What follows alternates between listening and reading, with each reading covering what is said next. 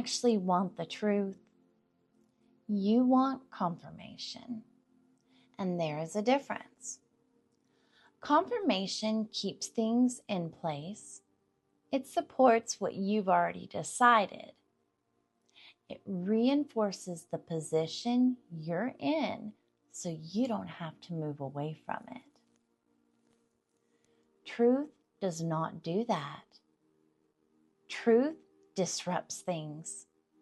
It does not organize itself around your perspective. It does not adjust to make sense of what you are doing. It does not soften itself so it's easier to accept. It shows you something as it is, and that is not always convenient. Most people do not realize they are looking for confirmation because it feels like they are searching for clarity. They'll say they want to understand something better. They'll say they're open. They'll say they're trying to see things differently, but you can tell what someone is actually looking for by how they respond when something does not align with them.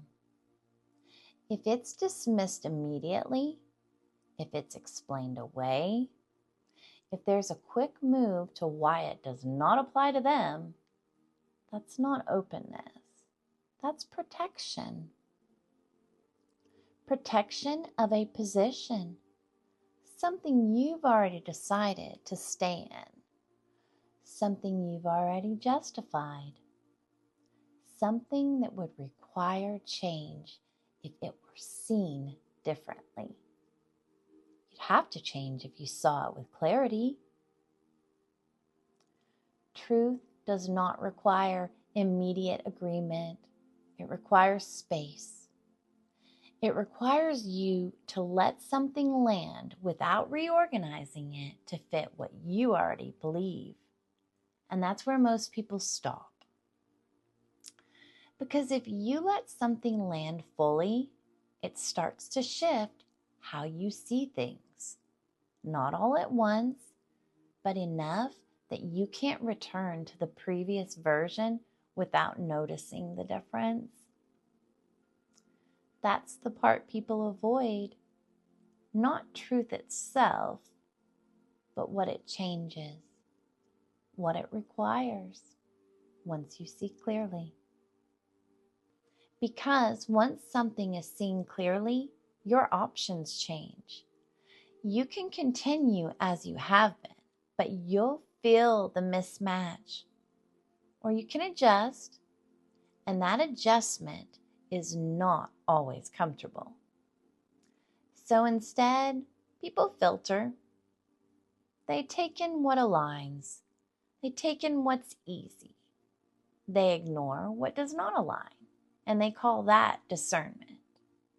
But discernment isn't selective in that way. Discernment doesn't protect your position. It evaluates what's in front of you without needing it to confirm anything. Selection is different. Selection is based on preference, on comfort, on what allows you to remain where you are. And when selection is operating, growth looks like movement, but it isn't.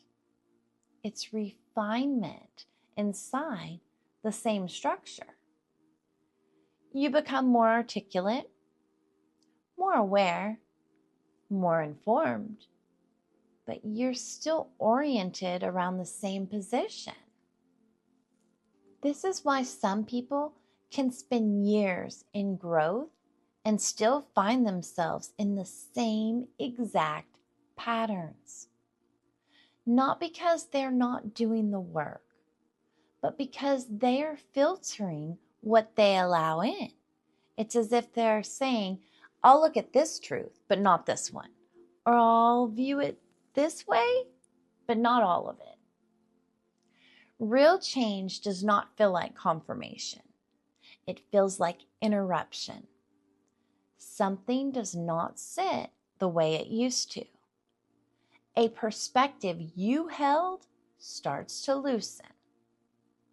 An explanation that used to work doesn't hold the same weight anymore. That's not confusion. It's not a lack of clarity. It's the beginning of it. But it doesn't feel stable yet. So there's an instinct to resolve it quickly, to decide what it means, to either accept it or reject it so you can move on and call it complete. And that's where the process gets cut short. Because clarity doesn't always come in a complete form. It shows up as a disruption first, a shift in how something lands, a recognition that does not fully organize itself right away. If you can stay with that moment without forcing it into a conclusion, something deeper starts to happen. You begin to see without needing to control what you are seeing, without needing it to confirm anything, without needing it to support where you already are. That is where truth actually becomes usable, dependable, honest. Not when it feels good, not when it aligns to your thoughts, when it's allowed to exist without being filtered. This also changes how you engage with other people. You are less concerned with whether something agrees with you and more aware of what it shows you. You stop looking for validation.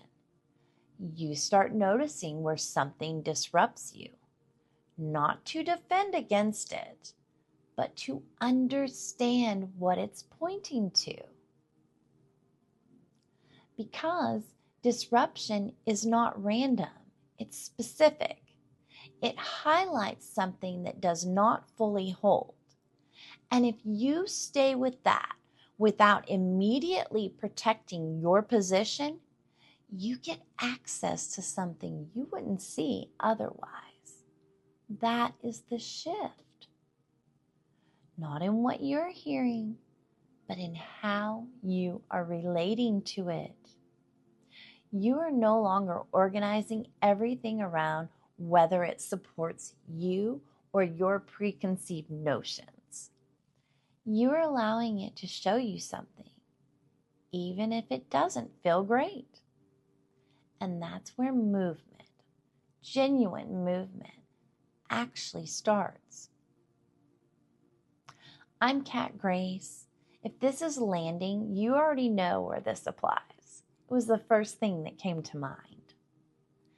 You can feel where you've been selecting what fits and moving past what doesn't. You can also feel where something didn't fully sit and you resolved it too quickly. Swept it under the rug, per se. That's the moment to pay attention to.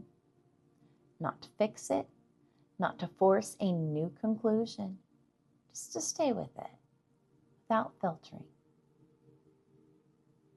Just be with it. Because once you stop selecting what you are willing to see, you start seeing differently in everything. And from there, your choices change.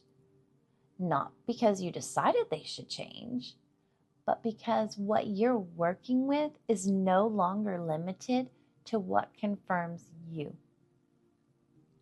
If you want support working with that without forcing it into something or filtering what's coming through, I work with people one-on-one.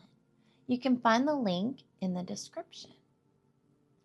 Until next time, namaste.